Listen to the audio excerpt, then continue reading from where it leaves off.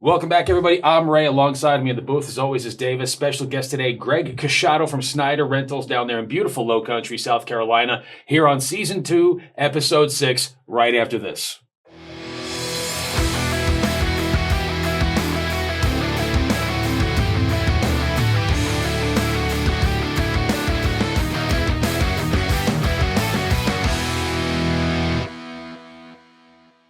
What's going on, Davis? Welcome back. Another day here in the real slow season of tent rentals, right? It is slowing down, and I'm sure we're going to get into that with one of the very special guests, one of my good friends that I've met in this industry. I'm going to let you introduce him, and I'm going to let him You look well rested, Greg. Looks like you haven't really been up to much. Is business slow down there in Charleston?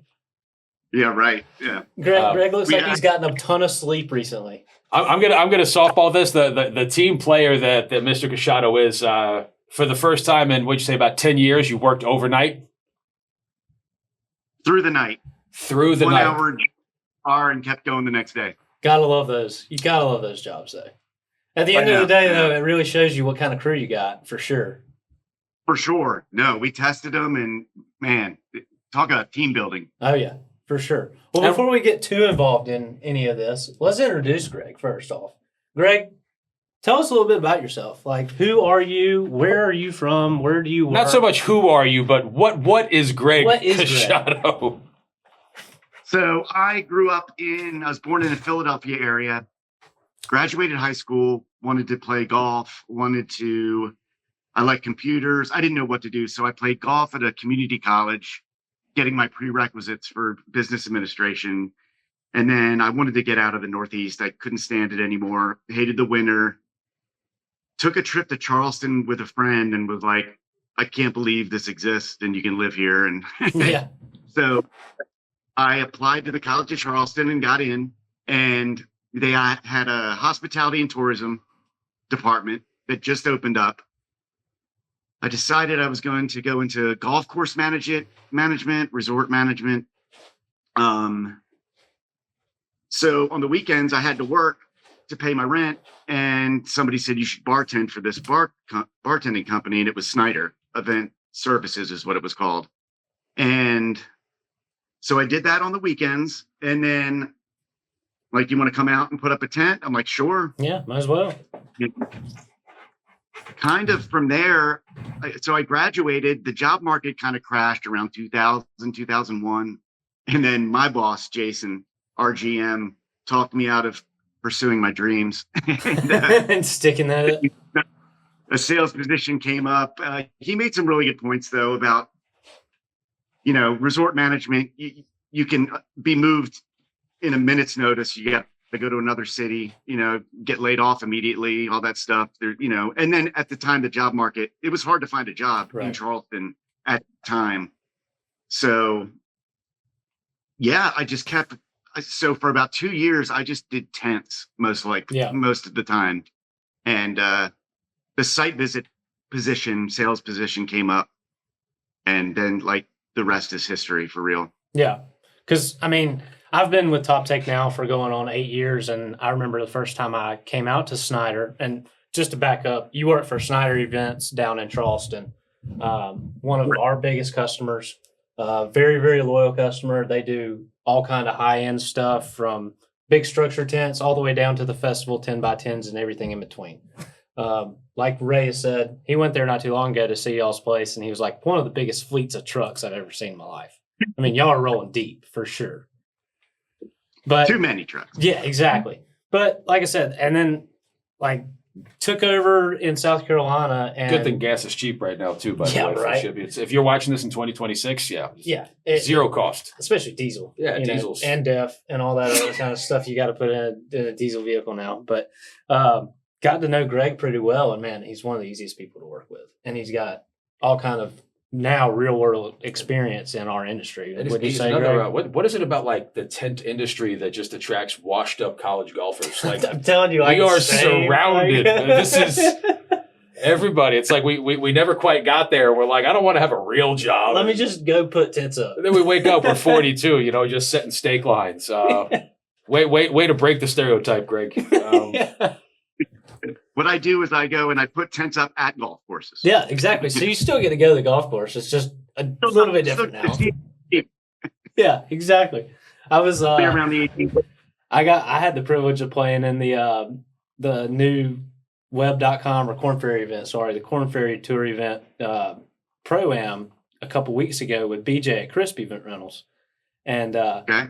dude, it's unbelievable, like the amount of work that goes into getting those tournaments set up. I mean, you're not just talking about going and slinging tents up. You're talking about slinging stages up on the most unlevel of surfaces that you could possibly imagine. I mean, it's a golf course with all kind of undulation and et cetera. So, I mean, it is not an easy feat, wouldn't you say, Greg? Yeah, we got to see. We did very minimum at the Ocean Course for the U.S. Open. I don't know, 5 years ago or whatever it was. Nicholson won. Yeah. But anyway, just to see that level of the flooring, I don't know where they would house this stuff. I mean, it was just insane. The trucks that came in and the crew that they had. Yeah, I couldn't imagine. It's like a well-oiled machine at that point. I mean, they like come in, know what their job is, hardly talk to one another, and just get it done. Yeah, it was about a month. Yeah. Long. Yeah. I was out in Phoenix this year, and I actually got to see when they were setting up for the Waste Management Open. And that was, I mean, that they build, they call it the stadium, well, not the stadium course, but I mean, that is a professional sporting venue. It was the craziest the Coliseum of golf. Oh my God, man. Big company out there too. Pro-Am, I think, is the one that takes care of most of that. So, Yep. Enough golf talk. Yeah, I was about to say. Well, hang on. Not enough golf talk. Hang on one second. So, Greg, do you watch any YouTube golf by chance?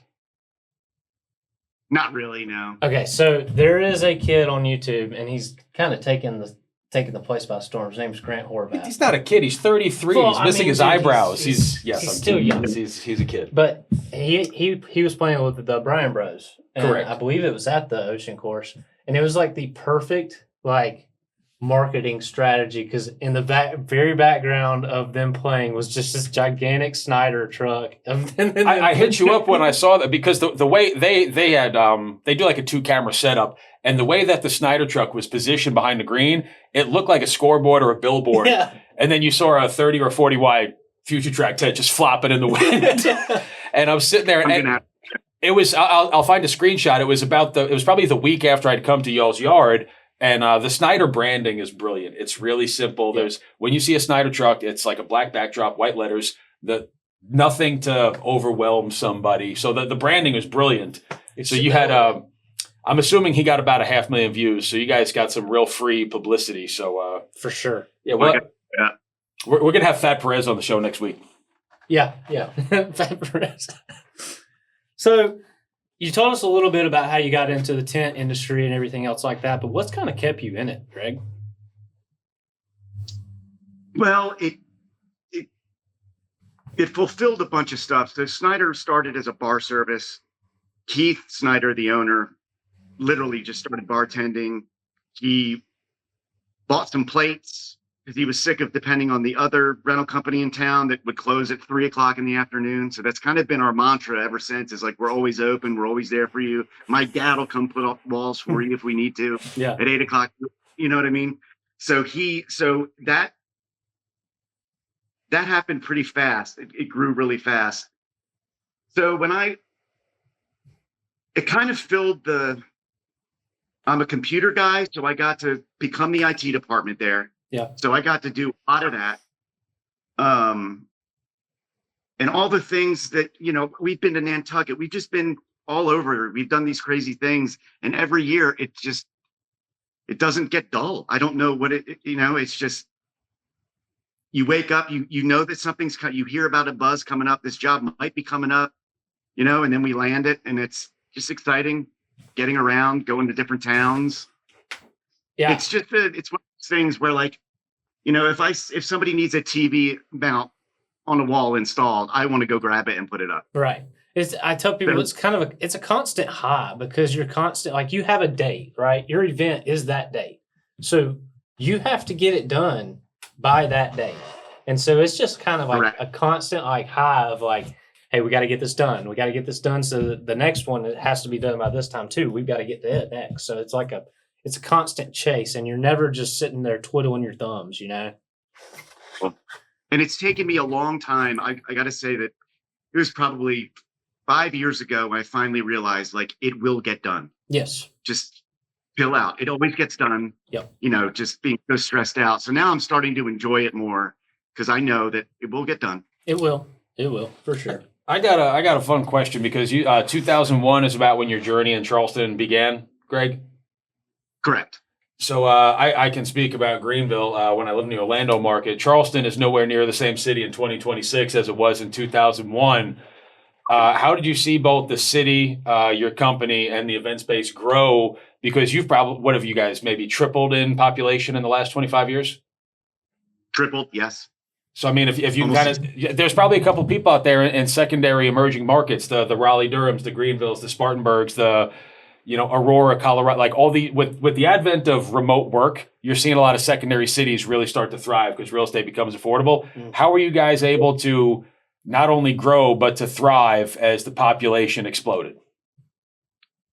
Charleston became number 2 to Vegas destination wedding. I think 8 years ago in some bridal magazine, and boom, that whole city took off. We became 2 years ago. We were number 1. We beat Vegas twice the past 5 years. So it is a huge destination wedding city. So that's what's kept us going is, I mean, corporate kind of died for a while. It's starting to come back. But it's just been weddings, and the venues, like every hotel now has a courtyard that they try to tent and rent that space for the wedding. So they pop up every week as a new hotel that, of course, didn't talk to us first before they designed it. So we have like 28 by 34 tents. So that's part of the problem. And then you mentioned like certification and like the fire marshal and all that stuff. We go by the California code, which, you have to be 20 feet away from a building. Well, Charleston, there is no 20 feet away from a building. The industry would shut down. Yes. They start touching everything. So it's this dance we play all the time with a new fire marshal in town, comes in with the book. So y'all, do y'all have a new one that's throwing his weight around a little bit? No. We had one about 2 years ago. Now we're good right now. We have a good relationship because they realize it now. It's like our tops we buy from TopTec are flame retardant. We can't buy tops that aren't. Correct. So we stop talking about that. Who do you buy those top? Who did you say you buy those tops from? TopTec. Are they? I mean, I'm not familiar. Are they a reputable? Like, could you recommend other people utilize their product? I think you can. And also hardware, not just tops. You can get hardware too. Yeah, exactly. Oh, okay. Metal, everything. You can do it all. We're a one-stop I heard shop. they have a really handsome, like small-sized director of outside sales and operations. Great golfer. Plays from the wrong side of the ball, but. But no, the wedding industry is what's kept us going. Yeah, and it won't stop. I mean, the weddings nowadays too, they're just getting like more and more extravagant. It's like, especially these planners, which I think a lot of the times the planners are driving their ideas, and then it's up to y'all to make those ideas and dreams happen. Correct. The issue is, and I'm not going to name names, but say there's a venue downtown. They rent their place Thursday, Friday, Saturday, Sunday, right? Very popular. You got 4 different wedding planners coming in. They want 4 different kinds of tents. So we're coming in the morning, taking down that dream idea and putting up a new one. Yeah. So it's hard to get innovative with the time constraints we have in Charleston. Yeah. And that's, I don't know. I can't remember what percentage of it is venues downtown, but it's a lot where you just don't have the time to get creative. It's just, and also 10 years ago, the tent was the event. Now we're like the shell of the event. Yep. They decorate. You barely see the tent anymore. 100%. And it goes into like the trends of the black tents and everything where you want them to disappear at night because you want to experience what's under the tent now. Correct. Yep. And it's all about the Instagram and Facebook picture. That's what it's about. Can you do this? Yes. Right. Yes. I can do anything if I have the time. 100%. So, I mean, would you say that that's probably one of the biggest struggles you face on a day-to-day is time and time constraints? Time constraints and labor. Labor's tough around here right now. Yeah. Finding good people that want to work.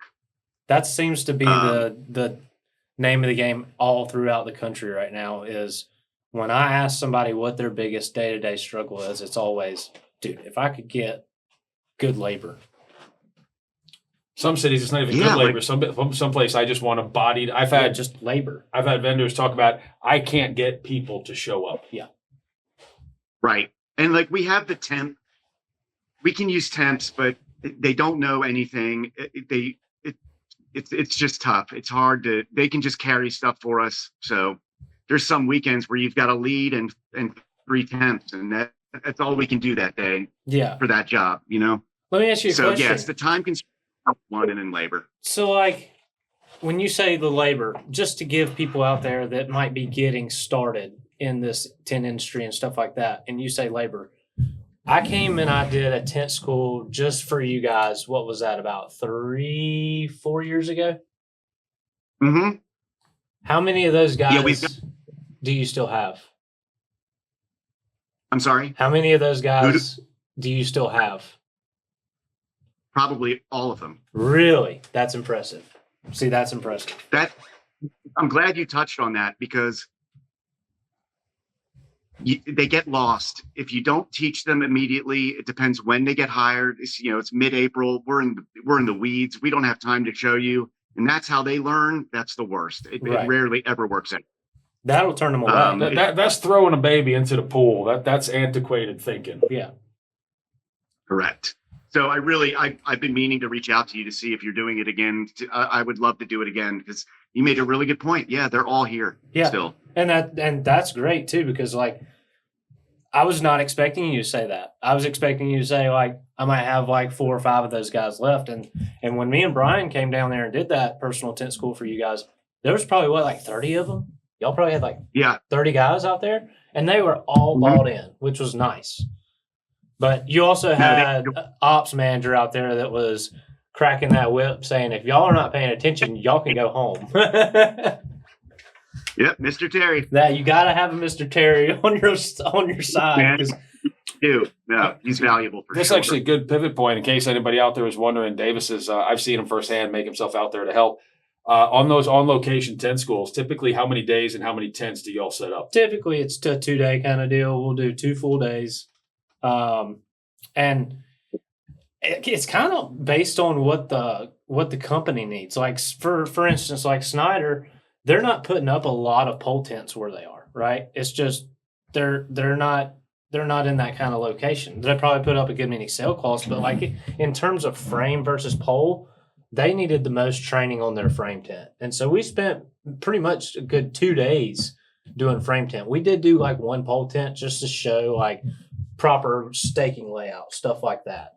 But we spent a very good day and a half strictly on our future track, teaching your guys proper installation, tips and tricks on the installation, proper pulling techniques for your tops so you're not ripping straps off when your tops, proper tightening, proper folding, like the whole thing from the start to finish. Really, as a manufacturer, the best way to handle our product so that you get the most ROI on it that you can.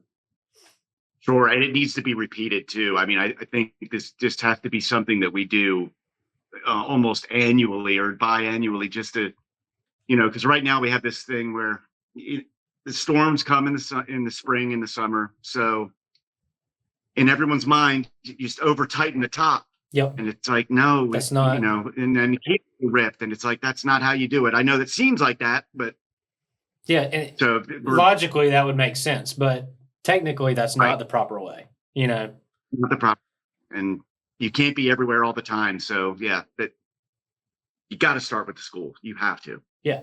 And we'll touch base on that. Me and you can talk later on, but I don't have a problem coming back down there and doing that again for sure. For sure. Quick question too, just being you're down there in the low country, and one thing I like, because we have dealers that are elevation, we have dealers that are on the coast, we have dealers that are inland, dealers that are arid, heavy saltwater climate, soft ground there in the marshland in the low country, high winds coming off the ocean. like geographically, if you were talking to anybody, maybe they're down in Brevard County, Florida, Kingsland, Georgia, something similar to not in your backyard because we don't want to support your competitors, but like geographically what have you guys learned as far as staking in the marshlands, winds coming off the because y'all are people that don't know, Charleston is literally right off the water, and I'd imagine it lends itself to some pretty tricky installs, Greg.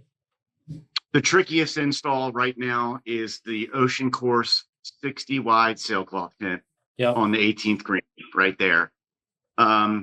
We've learned to, and again, they try to rent it every night. So you don't always have this luxury of like, listen, we need 2 days to set this tent. Not that it's going to take that long, but we might have to skip day one because of the wind. Right. And get there at 4 or 5 in the morning the next day to try to hit it because you can't get it up. Right. So the wind, the soil, we can always get around. It's a pain. We've got the block and rolls. We'll triple stake things. It definitely, but the wind, and it's just dangerous. Yeah. It's just dangerous putting those pole tents up, and there's nothing you can do about it. Because once it starts to go, like it's gonna go. Like you can't. There's nothing you can do but sit there and watch. Right. And the Ocean Course, like you can be smart about it. You know the wind's coming from this way. The first side we're lifting is obviously going to be the other way. Yeah. And do that stuff. But at the Ocean Course, it's just everywhere. And are y'all having to use augers anytime? What's that? Are y'all having to use augers anytime down there? We're talking about it. Yeah. They hold a lot more. I think we have to. Yeah, I mean, it's just the surface area of the flute on there is going to provide so much more holding power. I mean, there's an old story that Brian likes to tell way back when in tent school. Pete McVeigh has always come down and helped us do pole tents and our stake study and stuff like that. And we always rent a tow truck and pull stakes with a dynamometer to see how much that soil is actually holding for that particular implementation of the stake, 5-hole stake bars, etc. So every year Pete will go to, those little 12-inch J hooks that you use to like hold your sidewalls down or whatever. So it's funny, we would go stake one of those in the ground and we'd hook the dynamometer up to it. And Pete would always go, I don't even need to use the tent. I don't even need to use the winch to pull this out. I can just hand pull it out. So it really holds like 100 pounds or whatever. Well, one year Brian took one back to our welding shop and welded a flute to it and then screwed it into the ground. And then Pete goes to try and pull it out. And he's like, oh, we might have to actually use this is some good soil or whatever.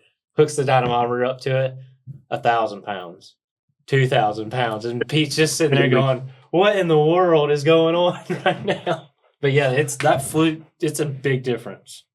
It's a big difference. We offer, and we're trying to do this at the Ocean Course. We offer, we charge to put anchors in venues, and we're getting to the point now where it's like I'm willing to do it for free. Yeah, just so that it goes. To make easier. It would make y'all's life so much easier because if it's going to go in the same spot every single time, there's no point to not just go ahead and have something permanent installed and then cap it. Correct. You don't have to get every wedding, every option. For sure. You can stick to it. For sure. The Ocean Course is definitely picking up. Something's got to change there. And then of course we have the tropical storms and stuff like that we have to deal with every year. That's always a fun one. The nice microbursts that come off the freaking rivers and the inlands and everything like that. It's just a constant. I mean, it's from y'all's aspect, I can't imagine every night where y'all are geographically located, putting your head down and being like, all right, all the tents will be fine tonight, Saturday night, 9 p.m., I'm watching storms coming through Columbia towards Charleston. And I know I have an hour and I'm just watching them move. That's all I do. Yeah. It's a real-time reality show. We got to get a tent cameo if they ever make a sequel to Twisters. Like I'm thinking right now. Nothing but tents. Brought to you by Snyder. Yeah, just a couple of twin pole epics and 50 wides with sailcloth just floating up there in the ether. Here's a fun question, Greg. You seem to kind of have a foot. You straddle the line pretty well between the production side, the install side, the business side, and we talked about the wedding planners, and we touched on it briefly. Trends in the industry, especially you being the number one or number two wedding destination spot in the country. you're talking to some of these ARA, ATA match members around the country, might not have as much experience as you. What trends are you seeing specifically in the tenting side of things? So the trend right now is the black garden tent. We have the La Fenice. Everybody has their own version of it. Again, it's a tent that needs, ours especially, we need 7 to 9 days total install to breakdown. So you got to find a venue that's allowing you to do that. Mm-hmm. The black painted frame, which I know we're going to end up doing. I just don't know how we're going to keep it from crashing, but well, we'll get you a quote right now. It comes with sleeves, and me and you can talk about that. But it's still, at the end of the day, it's all about your handlers. Correct. Other trends, I mean, it's the draping. Yep. Everything gets draped now. So, I mean, nobody wants to see a beam anymore. They want it draped and covered. Pole tents we haven't rented a pole tent, a traditional pole tent, in years. Right. The Christmas tree guy, get them. Yep. The sailcloth tent, knocked that out of the water. Tent liners, again, I saw that dramatically drop off the last few years. Yep. They just sit on the shelf because the draping companies come in and do it. Yep. Again, I don't know how else to answer that question. I mean, well, traditionally with the tent liners too, it does kind of look like the inside of a coffin. It does. Oh, it really does. It's bad. Well, man, so you got clear tops, translucent, double black. There's when I say just any little, because you said sometimes these planners want 4 to 5 different quotes, even if you're not seeing it there. Gable ends, hip ends, porch entries. Something that he talked about just a second ago was the sailcloth, and something that, Greg, I've seen has become something more and more asked and requested by us is, you saw that frame that I took to ARA with the sublimated, it looked wooden. It's a future track that looks wooden with the sailcloth tops. People are eating that up. It's good. I know. We're going to have to do something like that because nobody's done it yet in town. I know. Nobody in y'all's area has one yet. Just FYI. Right. The entrance tents is a big one. Yep. Entrance tents, that's big. A lot of the events, they're wanting to do outside space that's tentable as well, like almost like an awning type situation of the tent. Almost like a porch. Which I know with. Yeah. So it's basically you enclose one side of the tent, you just make a porch that runs off the edge of the tent, and then you put out lawn chairs, and it's like sitting on the front porch of your house, If clear tops is almost 80% of the time, clear tops are going out with these frames, and they want them tarp because it's impossible to work underneath them, especially down here. So, I mean, if you're going to name number one, for me, it's tarps. I can't stand them. They scratch the clear top. I don't know what to do about it. They're when you build the tent and it's on the ground and you put the tarps on, that's one thing. When you have to tarp it when it's in the air, you have to get on the tent. And that's a pain. Yeah, and I don't. That's number one. What we've got to figure out right now is how to, because it is doing these little micro tears in the clear top every time you drag that vinyl across it. Yep. And for sure. So walk comes gutters. That's another thing that we need to get better at. Gutters. Is, guttering 2 tents together. Yeah. That's always a hard one too. It's just because, and I've spoken with some other guys in the industry about it, and there's really not a great way to gutter tents if you think about it. There's really not. There's not a perfect solution out there that you're like, oh wow, this actually works really well. I bought a house gutter. Did it on the outside, so it wasn't guttering to anything. Yeah. But what it did, it took all the rain that came off the eave and dispersed that at least. Right. And that worked.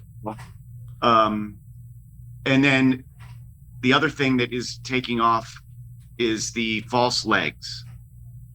Everybody wants to move legs around. They want to float them. Quick trip. They want to float them and move them, especially on the gable end, huh? The gable end for sure, which is easier for us now with the catenary system. Yeah. Moving legs is not possible sometimes. Yeah. So that's a new trend. It's not a new trend, but it's. I mean, I'm telling you, we have at least 2 or 3 jobs a weekend where they're trying to. We have to move legs. Yeah. And it's nice. It's always on the back end too. It's never on the front end when y'all are talking about this. In the meantime, it's once the tent's up and they see it, they're like, do you think we can move this leg like 5 feet this way? Yeah. And then intermediate has the downspout just sitting there. Yeah. I know. But that's something that would be nice if somebody worked on that. We've just been cutting them off, and if we get it in the beginning, we'll put it in. Yeah. But again, with the catenary, you got to tie to the leg. Exactly. That is the one thing that is nice about a single valance is you can float a leg a whole lot easier, just because the catenary requires the tension to go down at that point in location. You know, it looks so much better. Yeah, it's such a cleaner.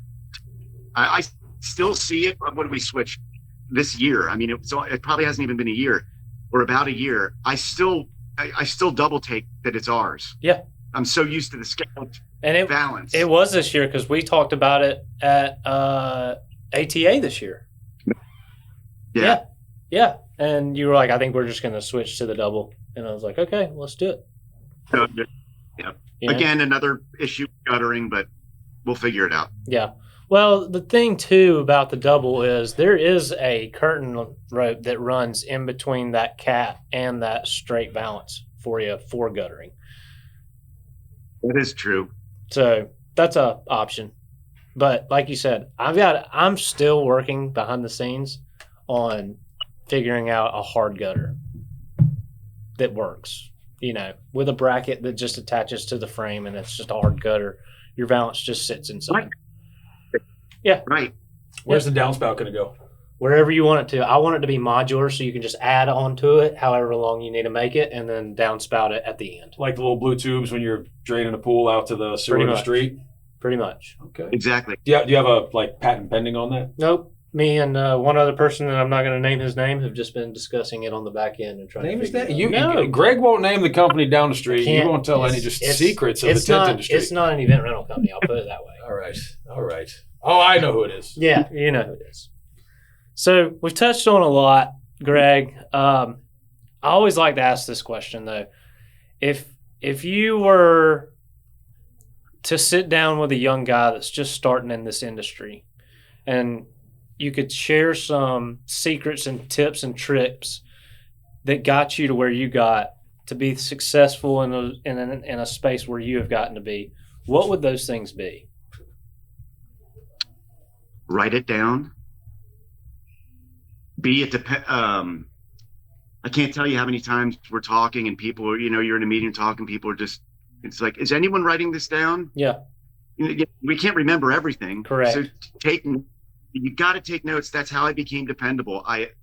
My calendar my reminders have reminders, know, and it's like, just so nothing falls through the cracks.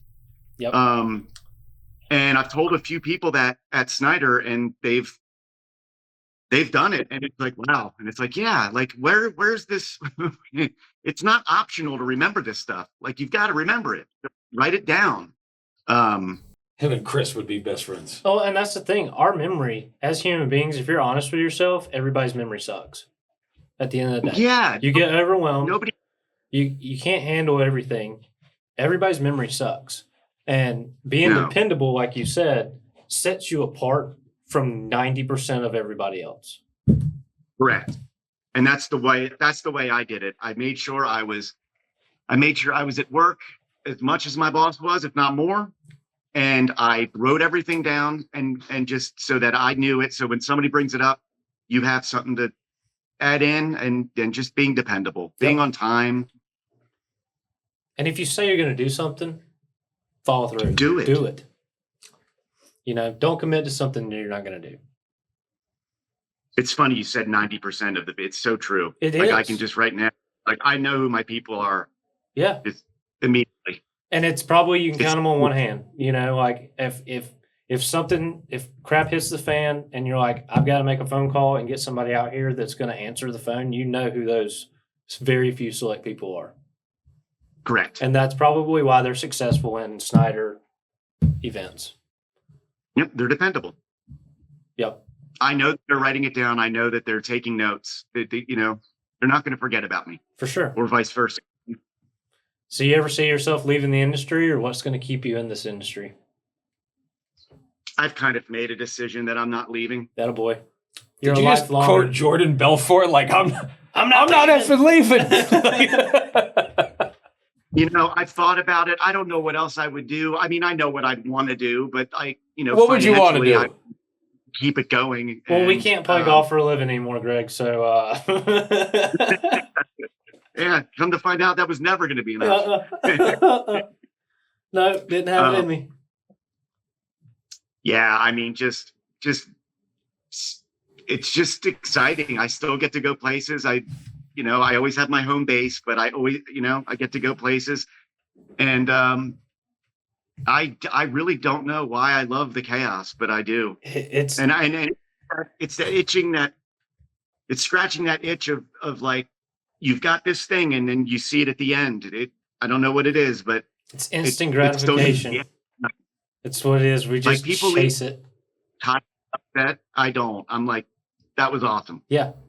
It's like the adrenaline of it is just addicting. Yeah, no, adrenaline. Yeah. You guys don't even grasp the fact. You guys are part of somebody's life as they hoist a trophy over their shoulder, whether it be at the ocean course at Kiawah Island or somebody celebrating their first, second, or third marriage. For lack of a better term, like our industry, we're part of some of the most important moments in people's lives. So when you say that scratch, and I'm in this industry, I get it, but there's very few people get to see. If you went and helped somebody down in Charleston, a wedding set up, and you're working through the night, worst case scenario ever. If you happen to have lunch the next day, then you got to see a 27-year-old bride and a 30-year-old husband celebrate. Very few jobs, I think, have that type of internal satisfaction. Yeah. Sure. Yeah. And then when you hear it from, you'll hear it instantly from them. Like, you can see how much they appreciate the hard work we did. Yep. And it's just. Oh, are we going to film part 2? You're going to get passes at the ocean course for Davis and I to come down? You got that kind of pull, Greg? Say that? Oh, at ocean course? I don't know about now. I don't know about after this weekend. You want to just go? Let's go out with stakes and hard hats and just like sneak a 7-iron in our rain pants. Me and you will get kicked off the ocean course, Davis. Oh, God. Oh, that's great. Well, Greg, we don't want to keep you too much longer, man, but I just want to say I appreciate, everything you've done for me too with in between. Sure. No, you've given me all kind of leads. You've always been very, very loyal to TopTec brand, and I appreciate that. It goes a long way, and I don't feel like we've ever let you down, but I promise you, there's time let you down. with God and microbursts. All things are possible. Yeah. Hey, Greg, would you say it's fair to is it fair to say this is the best podcast in the rental space? Absolutely. I don't even know of another. Boy. We're not even going to mention it. I won't name with it, but it rhymes with under the vinyl. Yeah. Well, no, you guys get a lot of what do you call them? Listens, I guess, on Spotify. Yeah. I'm pretty impressed how quick that took off. It's growing too. I mean, I'll tell you this, we got a rock star behind the camera that you don't see, Evan. Shout out Young Jamie. Yeah, we call him Young Jamie now from the Joe Rogan Experience. Yeah. But man, it's he's smoking elk meat doing DMT right now. He's killing it on our social media side. So it's like, he's driving that train and we're seeing the results of it. Well, you never get the thing I always thought about when we used to go to the ARA shows, they would have the open forum. Yeah. And man, I could sit there all day. And when they would cut it in 2 hours, I'd be like, man, I could talk there's so many things out there. There's so many people that have figured things out that we could learn from. Absolutely. That would make our lives so much easier. It's so worth listening to these and just grabbing one thing that can save you an hour is like timeless. And that's what is so cool about our industry, and I think you'll agree, is everybody is willing to help everybody. Like, if you're struggling with something, you can call up a competitor and be like, hey, how did you deal with this? And 90% of the time, unless they're like a true prick, they're going to help you through it. Because you rely on, you rely on your competitors in our industry. I've been there. for sure. And No, we somebody calls and needs tops, they always get them. I mean, because I know if it was me, I need you. Please help me. yeah, exactly. I mean, that's the thing. We all are in this together, scratching each other's back, and the ones that don't play games with others are the ones that typically don't succeed. Make it. Yep. Correct. Yep. I think that's a great play. Greg, this is the first time you and I ever met. Next time I'm down in the low country, hopefully we can meet face to face. Davis, Dynamite, Young Jamie, Evan, Richard, whatever your name is, are behind the scenes. You really are. You're what makes this possible, the Facebook page for both companies. So shout out to you. Shout out, and Greg, you were a phenomenal guest on what you called the best podcast in the rental space. And that company that you buy tents from again, what was it called? TopTec.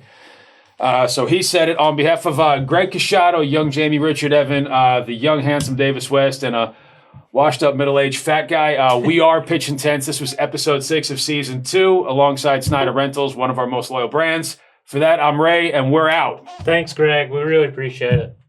Again. All right, later, taters.